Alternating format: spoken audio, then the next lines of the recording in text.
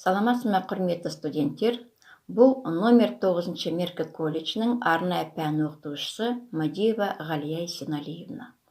Материал тану сабағы. Сабағымыздың тақырыбы мыс туралы жалпы мәліметтер. Сабағымыздың мақсаты жалпы осы түсті металдардың ішіндегі мыстың өзінің бойындағы физикалық, химиялық, механикалық қасиеттерінің құндылығы, мыстың пайдаланылуы, жалпы осы мыс туралы жалпы мәлімет беріп кету.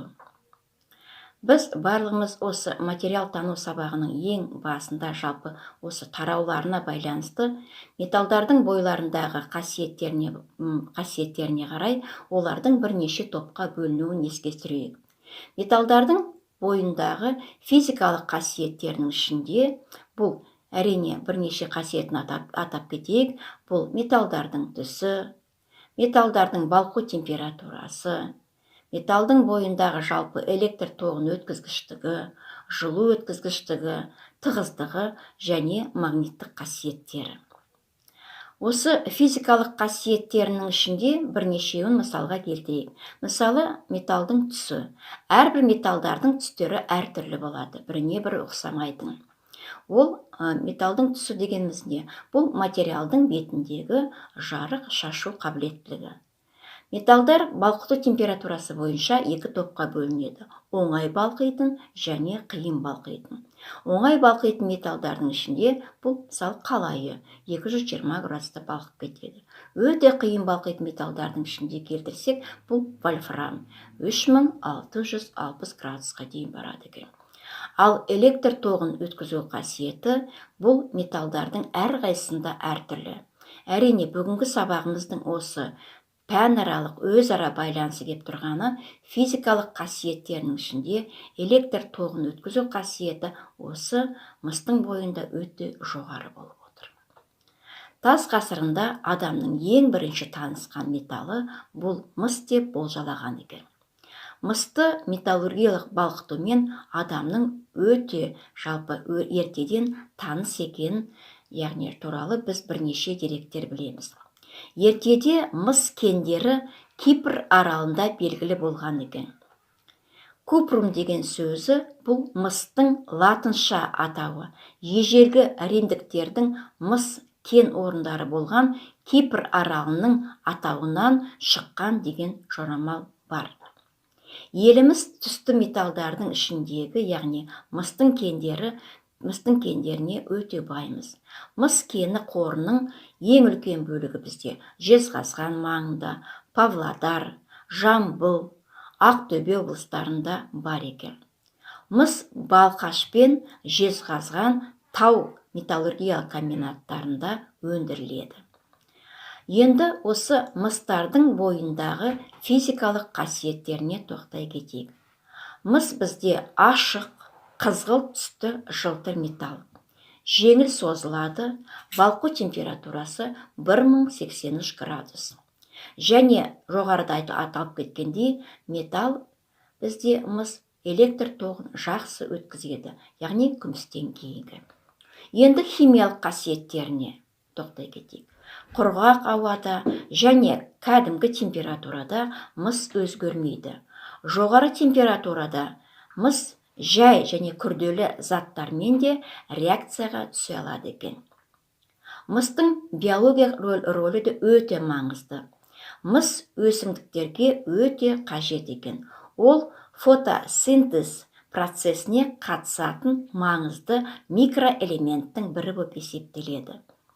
Адам организміндегі мыс жетіспесе, қан аздық, жалпы анемия деген ауру пайда болады екен.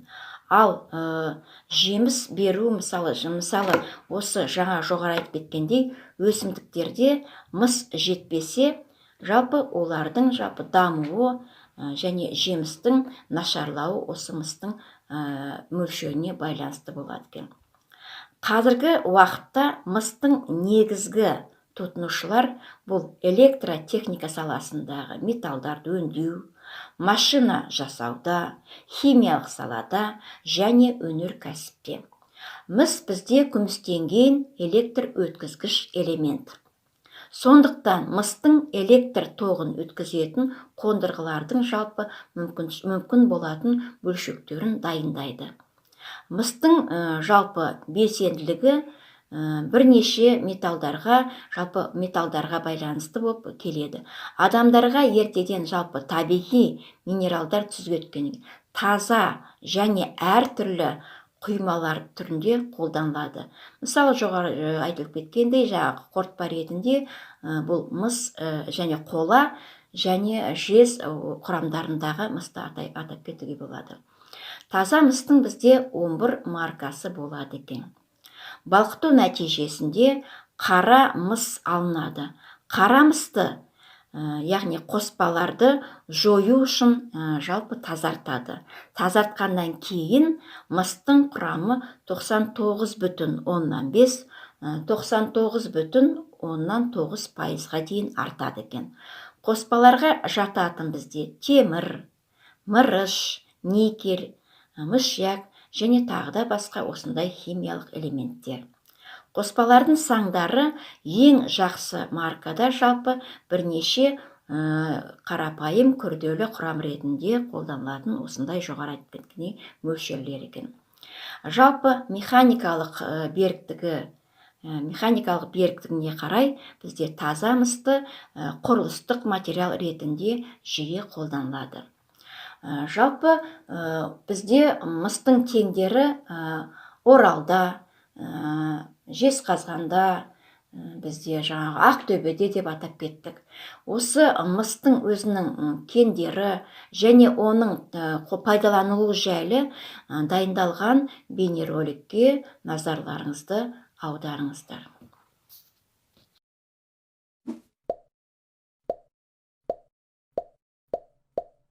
Әлем бойынша өндіру және тұтыну көлемі жағынан мыс, темір мен алюминийден кейін 3-ші орында тұр. Мыс адам денесінде де бар. Ересек адамның ағзасында 80 граммға жуық мыс бар екен. Мыс ауыр жұмыс істеген кезде біздің күш-қуатымызды реттеп тиісінше бөліп отырады. Әдетте мыс дискілер, мыс теңгелер мен білезіктер көптеген ауруларды емдеуге көмектеседі. Тіпті жасартуға арналған косметикалық құралдарға да осы металл қосылады. Бірақ мысты осындай мақсаттарға пайдалану үшін алдымен өндіріп өңдеу қажет. Қазминералс ұсынады. Мыс байыту.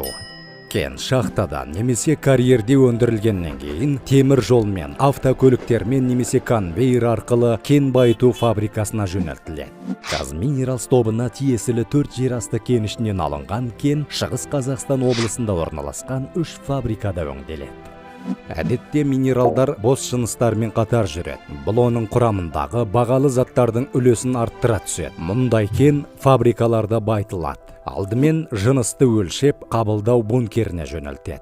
Содан кейін конвейер арқылы көптеген үгіту құрылғылары мен диірмендерден өткізіледі. Олардың міндеті үлкен тастарды ұсақ құмға айналдыру болып табылады. Қазминералс тобының еліміздің шығысында орналасқан фабрикаларында кен конус тәріздес үгіту құралдарының көмегімен уатылады. Содан кейін су қосылып, ішінде болат шарлары бар диірмендерге салынады. Одан өткен руда бұрынғыдан да ұсақталады. Нәтижесінде пульпа деп аталатын сұйық масса пайда болады. Алда оны флотация күтіп тұр. Пульпа флотациялық машинаға түседі. Машина аса көп мөлшердегі ауаны төменнен жоғары қарай өрлейді. Кеннің суланбайтын бөліктері ауа көпіршіктерімен бірге жоғары көтеріледі, ал бос жыныстар төменге түседі. Осылайша бағалы металдар қажетсіз жүктен арылады. Байытудың бірнеше сатысында кен массасына химиялық элементтер қосылады. Олар біртіндеп мыс, қорғасын және мырыш минералдарын ажыратуға көмектеседі. Алынған су молекулалары мен мыс, қорғасын немесе мырыш минералының қосындысын дайын концентрат деуге болады. Бірақ оны әлі мыс балқыту зауытына жөнелтуге ерте. Себебі концентрат тым дымқыл. Сондықтан концентраттарды жаңа саты, қойылту кезеңі күтіп тұр. Концентрат арнайы ыдыстарға құйылып, салмақтың көмегімен сұйықтық тұнбадан ажыратылады. Нәтижесінде су мен қойытылған концентрат алынады. Содан соң ол сүзу кептіру бөліміне жөнелтіледі. Ол жерде концентрат құрамындағы су сарқылып, сүзіледі және қажет болса кептіріледі. Ұнтақ түріндегі дайын концентрат қоймаға жөнелтіледі. Сол жерде ол жұмсақ орамға салынады, немесе тікелей вагонға тиеледі. Бұл ұнтақ ұялы телефонға немесе сіздің машинаңыздың қосалқы бөлшегіне айналу үшін ұзақ жолдарды жүріп өтеді. Ең алдымен ол мыс балқыту зауытына түседі.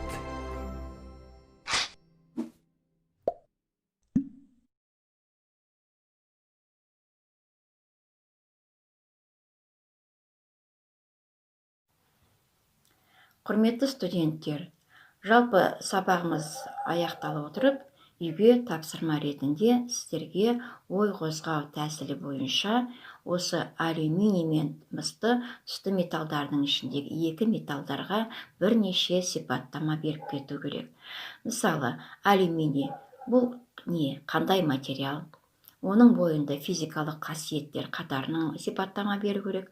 Қолданылу саласы, жалпы осы екі металға байланысты өзіне, жалпы осы қасиеттеріне, қолданылуына байланысты бірнеше жауаптарды дайындап және жазып жіберу керек. Сабағымыз аяқталды. Сау болыңыздар.